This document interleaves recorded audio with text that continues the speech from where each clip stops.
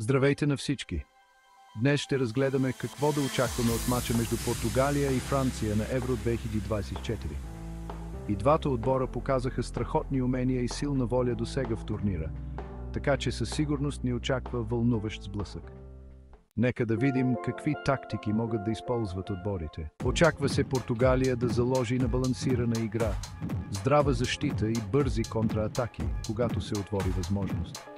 Треньорът Фернандо Сантош ще разчита на опита на по-възрастните си играчи, за да се справят с напрежението в този важен матч.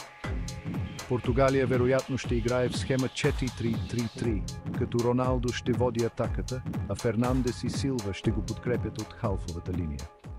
Франция ще се стреми да владее центъра на терена чрез дуото си халфове Енголо Канте и Адриен Рабио.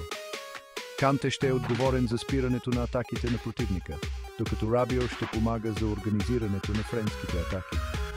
Крайните защитници на Франция, Тео Хернандес и Жул Коунде, ще се включват активно в атака и ще подпомагат Мбапе и Гризман. Имайки предвид таланта и стратегиите на двата отбора, този мач обещава да бъде много оспорван. И двата отбора показаха страхотна игра досега в турнира, така че една малка грешка може да реши изхода от мача. Смятаме, че Франция е лек фаворит за победа с коефициент 2, 5 и 3.